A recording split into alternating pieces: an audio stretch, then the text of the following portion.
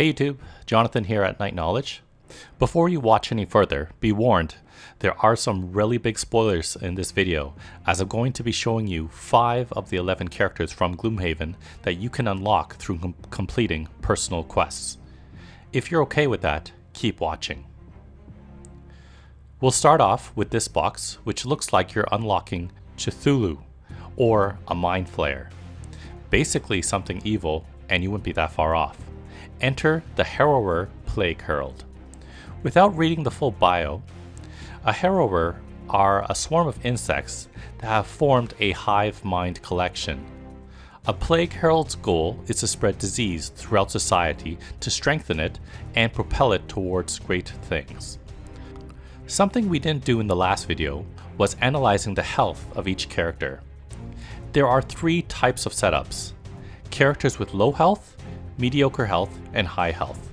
In regards to the 6 starting characters, the Spellweaver and the Mind Thief have low health, Tinkerer and Scoundrel with mediocre health, leaving the Brute and Cragheart with understandably high health. The Plagueherald is one of those low health characters, starting with 6 health, gaining 1 health per level, and ending up with 14 health by level 9. According to its character card, it does have 11 cards in its hand, which is on the higher side, as characters range in card hand sizes from 8 to 12 cards. The Plagueherald is a purely ranged character with many multi-target ranged abilities and starts with 4 AoE debuff attacks. Very little healing and melee capabilities, it creates and requires the darkness element and is self-sufficient in that regard. It creates and uses air, but creates it in surplus, which makes it a good match with air-using party members like the Spellweaver or Cragheart. It works well when they have allies up front distracting enemies so they can target them in clumps. Next in this box is maybe exactly as you guessed. Enter the Valwrath Sunkeeper. Though possessing demon-like qualities and features, they are actually well-mannered and gentle and pride themselves on integrating with human society. A Sunkeeper harnesses their dormant demonic powers and uses it for the forces of good. The Sunkeeper is of a high health archetype in that it starts with 10 health and gains 2 health per level and will have 26 health by level 9, which is nearly twice as much as the similar level Plagueherald. A Sunkeeper also has 11 cards in their hand. Almost exactly like a typical frontline cleric, they are mostly melee focused, but nearly 2/3 of their abilities are buff spells and healing. They create a lot of light element, but they also use a lot of it. The Sunkeeper is better in parties of 3 or greater, as they won't be taking out enough enemies to be useful otherwise. The Sunkeeper, unlike the Tinkerer, doesn't need to worry about being toe-to-toe against enemies, as she has a few very strong melee abilities.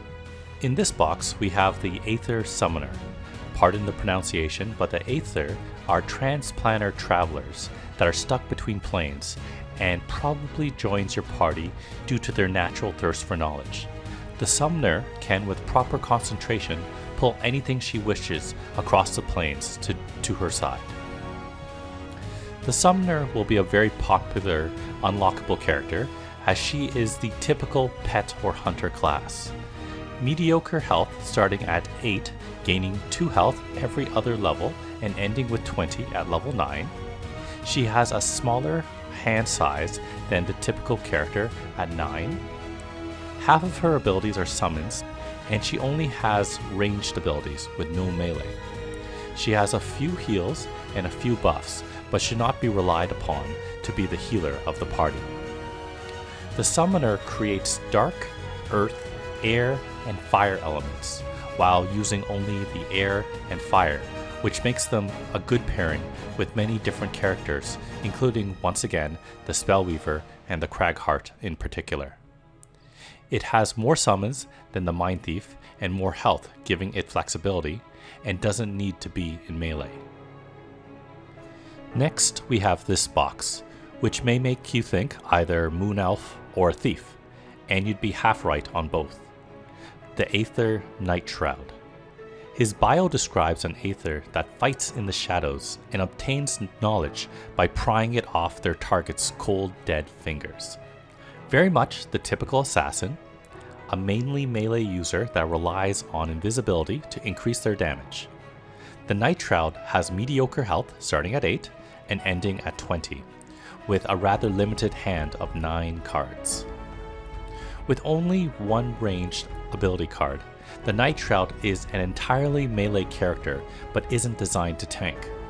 It differentiates itself from the Scoundrel in that it relies on the dark element it creates to either directly do more damage or go invisible to do more damage. The Scoundrel relies on positioning of allies and enemies to do the extra damage. Although the Night Shroud does create more dark element than it uses, he will need the aid of equipment cards to provide him the invisibility that he needs.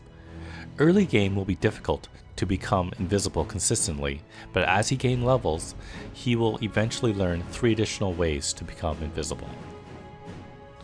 Archer or crossbowman, right?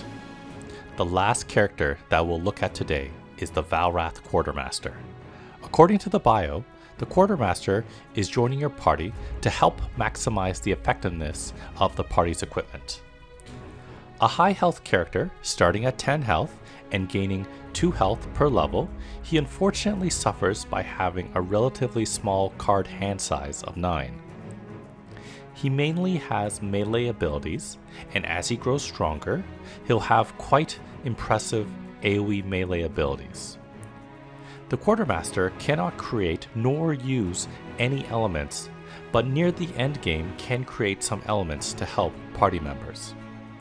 Although not necessarily the main tank or damage dealer, he'll be supporting both in melee range, as the Quartermaster's main abilities deal with refreshing party members' items, allowing them to be more effective in combat.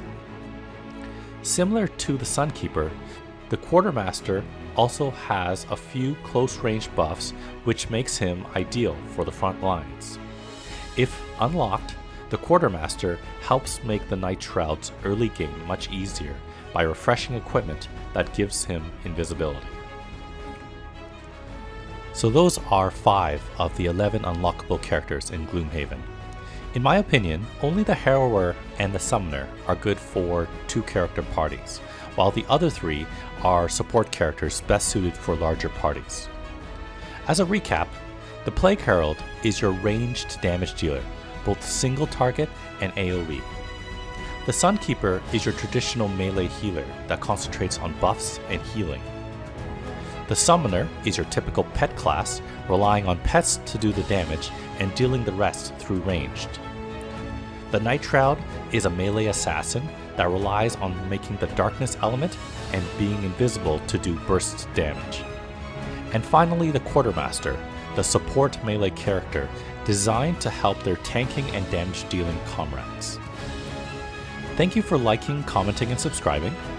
I'll be making another video soon for the remaining 6 unlockable characters for Gloomhaven. But for now, feel free to check out the rest of my channel and my blog, nightknowledge.com. Thanks for watching. I'll see you next time.